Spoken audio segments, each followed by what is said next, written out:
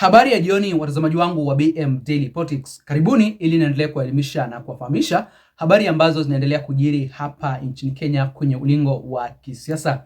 Na watazamaji, tume huru ya uchaguzi na mipaka hapa nchini Kenya IEBC sasa hivi ipo taabani.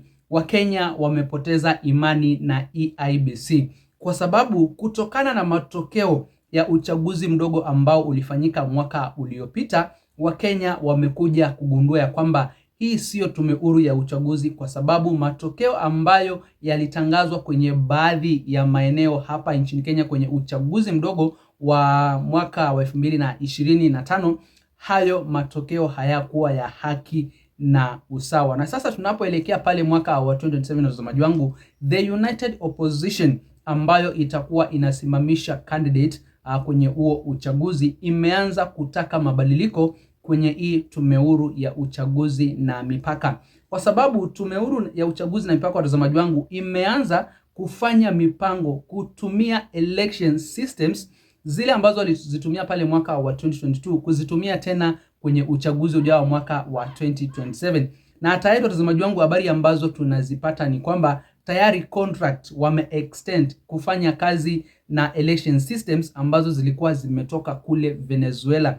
Election systems ambazo zilikuwa zinasemekana ya kwamba zilihusika kumsaidia William Samoei Ruto kupata kura mingi zaidi, ama kumuibia aliyekuwa kinara wa ODM Mheshimiwa Raila Amolo Odinga kura kwenye huo uchaguzi wa mwaka wa 2022. Viongozi wa the United Opposition wakiongozwa na Kalonzo Musyoka wanamtaka CEO wa IEBC ambaye ni Hussein Majan aondolewe na nafasi yake ipatiwe mtu mwingine tofauti, kwa sababu huyu haaminiki kabisa na yale mambo ambayo yanafanyika sasa hivi ndani ya hii tume huru na uchaguzi hapa nchini Kenya. Hebu sikiza ujumbe mtazamaji wangu kutoka kwa mmoja ya viongozi wa the United Opposition akizungumzia kuhusiana na nini ambacho kilitendeka, ni mipango gani ambayo inapangwa na hii tume huru ya uchaguzi na mipaka hapa nchini Kenya pale mwaka wa 2027. Je, makosa ambayo yalifanyika hapo awali yanatarajiwa kufanyika tena? Zile systems ambazo zilitumika mwaka wa 2022 ndio zitatumika tena pale mwaka wa 2027? Hapo ndio wananchi, watazamaji wangu, wameamua. Hawataki kusikia mambo ya Venezuela, hawataki kusikia mambo ya Jose Camargo, na hawataki kusikia mambo ya Smartmatic election systems ambazo zilitumika pale mwaka wa 2022. Hebu sikiza ujumbe mtazamaji wangu, lakini kabla ya kuweka video na kuomba ujiunge nami hapa BM Daily Politics kwa kusubscribe na pia uweze kulike, kushare na comment, ndipo ujumbe ama habari zetu ziweze kuwa recommended kwa watazamaji wengi zaidi. Lakini vile vile lazima mjue ya kwamba sisi kushinda lazima tuwe na IEBC, lazima tuwe na referee aliye sawa. Juzi tumekuwa na by elections na tumepata ya kwamba the new team ya IEBC walikuwa na mtihani kidogo. Uchaguzi mdogo pale Malava, uchaguzi mdogo kule Mbere, and they failed miserably. Walikuwa na nafasi nzuri kuonyesha Wakenya ya kwamba they can be independent, but they fell short. They mishandled the by elections. Lakini vita vimekuwa kule Venezuela, vimelipua sasa. Ukweli umejulikana. Kule kwetu tulitaka kujua kama kuna mchawi kwa kijiji. Kukiwa na moto pahali, moto ingie pahali, unapata ya kwamba watu wakikimbia na wakifunga virago vyao, unapata kuna mchawi, kumbe kuna nyoka kwa hiyo boma.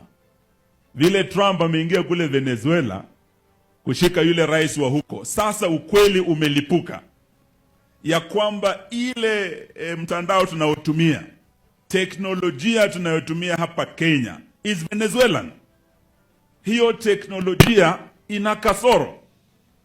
Baada ya huyu rais wa Venezuela kuchukuliwa, now we have evidence ya kwamba the Smartmatic technology ni teknolojia ambayo inakuwa manipulated. It's a tool of electoral fraud. Na hii ni clear evidence imepatikana sasa. Leo ingekuwa 81st birthday ya Raila Odinga. Na ukweli tunasema sasa on Raila's 81st birthday ni kwamba baba, you are right and you have been vindicated. Alikuwa na wasiwasi na vifaranga vya computer, manipulation of the Smartmatics electoral system. Now we have the evidence. And we are demanding, because we know we are sending William Ruto home. we are demanding ya kwamba Smartmatics must go. Smartmatics must. Mwaka jana kwa njia ya kisiri yule CEO wa IEBC anaitwa Marjan amefanya extension ya contract ya Smartmatics ili the same company iliyoiba uchaguzi sasa, iliyo manipulate, itumike tena mwaka ujao. Sisi leo tunasema hatutakubali, and we are demanding ya kwamba hiyo Smartmatics contract that was illegally extended lazima iwe terminated na Smartmatics warudi kwao Venezuela. We are also demanding Marjan aliyekeuka sheria kupeana extension illegally to Smartmatics. He abused his office, lazima Marjan pia afanye nini? Aende. This is how we are going to be sure wakati tunashinda Kasongo na kura zenu kutoka Kipipiri hapo ya kwamba IEBC haitatumika kwa njia ya teknolojia mbovu ya Smartmatics watuibie kura. Sijui kama mnatunga mkono jamani. Watazamaji, kama vile ambavyo mmeweza kusikiza huo ujumbe kutoka kwa mmoja ya viongozi ndani ya the United Opposition, Eugene Wamalwa ameelezea ni nini ambacho kilitokea pale mwaka wa 2022 na mahali imefikia sasa hivi, ni nini ambacho kinafanywa na IEBC ambayo iliteuliwa na William Samoei Ruto. Je, wako na imani nayo kweli? IEBC ni ya kuaminika, itaendesha uchaguzi wa haki na usawa pale mwaka wa 2027.